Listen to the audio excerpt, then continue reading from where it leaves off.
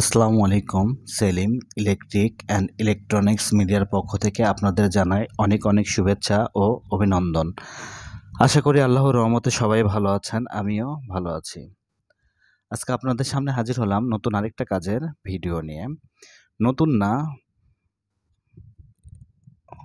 পুরাতনই বলবো, কারণ এই অসিলেশন বোর্ড নিয়ে আমার আগেও বেশ কিছু ভিডিও দেওয়া আছে।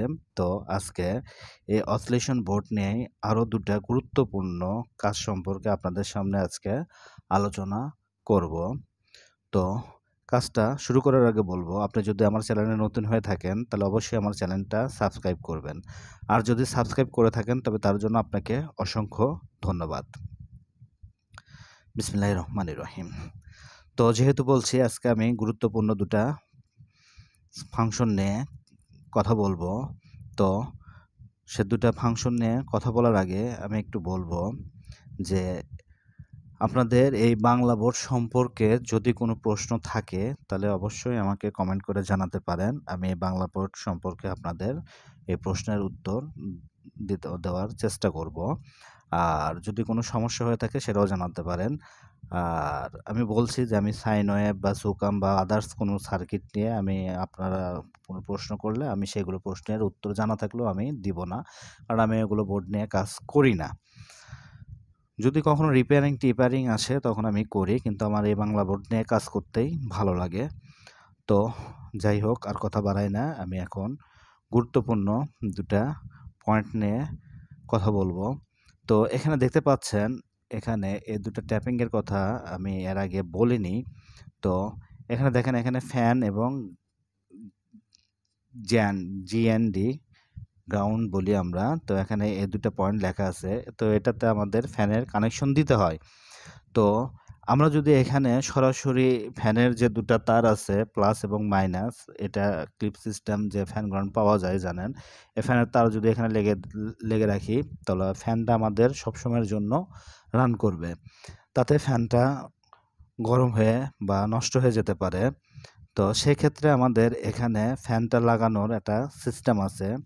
ফ্যানের যে লাল তার, সে লাল তারটা আমরা কি করব, ট্রান্সফরমার, আমরা যে ব্যাটারির যে পজিটিভ প্রান্তটা যেটা লাগাই আমরা ট্রান্সফরমার সঙ্গে, সেখানে আমরা ফ্যানের লাল তারটা কানেক্ট করব। আর যেটা মাইনাস তার, ফ্যানের কালো তার, যেটা কালো হোক বা যে কালারই হোক, যেটা মাইনাস, সে মাইনাস তারটা আমরা এই যে ফ্যান লেখা যেখানে, এই যে দেখতে পাচ্ছেন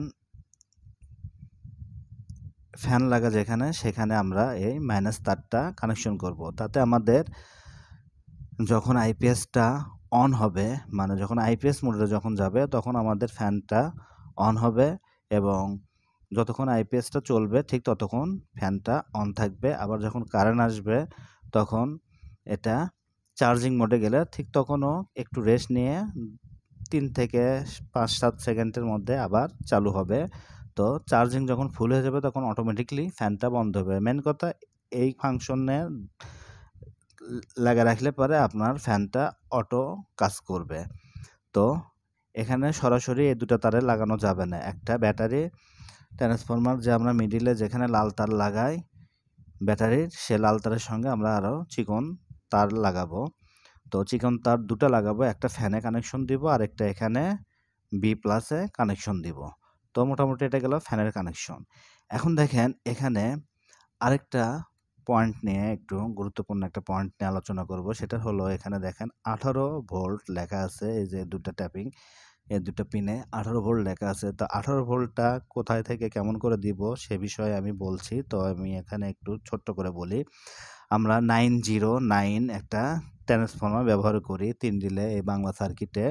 তো ওটার মাঝে যে ট্যাপিংটা, ওটা কেটে দিলে পারে আমরা বাদ বাকি যে দুটো তার থাকে, দুই পাশে দুটো তার এখানে লাগালে আমরা এখানে 18 ভোল্ট পাবো।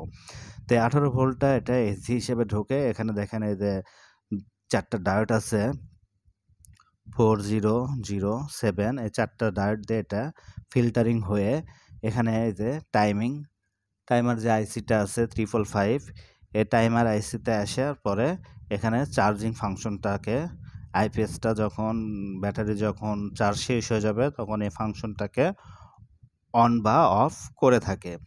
আর এই যে 18 ভোল্টটা ঠিকমতো না ফেলে আমাদের যে এখানে এসি ইন ডিসপ্লেতে যেটা শো করে এসি ইন, এই এসি ইনটা কখনো শো করবে না।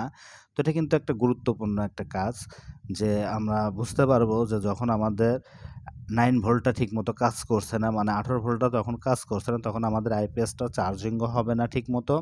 ঠিকমতো মানে চার্জ হবে না, সুইচিং করবে না, যেহেতু চার্জ হবে না এবং এসি লেখাটা আমাদের ডিসপ্লেতে আসবে না। তো মোটামুটি এটাই আজকে জানানোর প্রয়োজন মনে করলাম। তো ভাবলাম যে আমার ভিউয়ার্সদের এই বিষয়টা সম্পর্কে একটু তথ্য দিই। যেহেতু আমি এই অসিলেশন বোর্ড সম্পর্কে বেশ কিছু তথ্যই দিয়েছি, তো এই তথ্যটা আমার দেওয়া বাকি ছিল। তো আজকে এই ২ টা তথ্য দিলাম। দেওয়ার পরে মোটামুটিভাবে আমার এই অসিলেশন বোর্ড সম্পর্কে মোটামুটি একটা আইডিয়া দেওয়া শেষ হয়ে গেল। আরও বেশ কিছু কাজ আছে যেগুলো আপনারা যদি কখনো এরকম প্রশ্নের মানে এরকম সমস্যার সম্মুখীন হন, আমাকে কমেন্টে জানাতে পারেন। আমি উত্তর দেওয়ার চেষ্টা করব। এখানে অনেক সময় রিলেগুলো নষ্ট হলে পরেও সুইচিং কাজ করে না। জানেন রিলেগুলো সুইচিং হিসাবে কাজ করে। তো যখন রিলেগুলো নষ্ট হয়ে যায় অনেক সময় ভালো মানের রিলে না হলে পারে রিলেগুলো নষ্ট হয়ে যাওয়ার সম্ভাবনা থাকে। তো সেক্ষেত্রে মনে করেন যে সুইচিং না হওয়ার কারণে হয়তো আইপিএস মোডে থেকে কখনো এসি মোডে আসছে না বা এসি মোড থেকে কখনো আইপিএস মোডে যাচ্ছে না। তো এরকম হতে পারে। সেক্ষেত্রে আপনারা রিলেগুলো চেক করে দেখতে পারেন। রিলেও নষ্ট হয় অনেক সময়। আর চার্জিংয়ের জন্য আমি বলেছি যে কোন ফাংশনটাতে চার্জিং দেওয়া থাকে। এখানে একটা ক্যাপাসিটর আছে এবং টাইমার আইসি আছে এবং পাশে একটা ভেরিয়েবল আছে, তার পাশে একটা ট্রানজিস্টর আছে বিসি 547 ট্রানজিস্টর আছে। তো এই ট্রানজিস্টর এখানে আরও কিছু ট্রানজিস্টর আছে। তো এগুলো চার্জিং সেক্টরে মেন কথা এই ফাংশনটাই চার্জিং সেক্টরে আপনারা কাজ করবেন। এটা আমাদের চার্জিং সেক্টর। তো চার্জটা অটো হচ্ছে কি না এটা দেখতে হবে। যদি হয় তাহলে অবশ্যই এটা টাইমার আইসি চেঞ্জ করে দেখতে পারেন অথবা আদার্স কোনো পার্টস নষ্ট হলো কিনা সেটা দেখতে পারেন। সাধারণত ভেরিয়েবলটা চেঞ্জ করলেও অনেক সময় হয়ে যায়। এলা টাইমার আইসি খুব কম নষ্ট হয়। মেন কথা এই বোর্ডের আইসিগুলো খুব কম নষ্ট হয়। নষ্ট হওয়ার ভিতরে জাস্ট এই ট্রানজিস্টর বা ক্যাপাসিটর এগুলোই নষ্ট হয়। তো যাই হোক আর কথা বাড়াই না। সবাই ভালো থাকবেন। আর ভিডিওটা যদি লাগে তাহলে অবশ্যই একটা লাইক দিবেন, কমেন্ট করবেন, শেয়ার করবেন। সবাই ভালো থাকবেন আর আমার চ্যানেলটা অবশ্যই সাবস্ক্রাইব করবেন। আল্লাহ হাফেজ।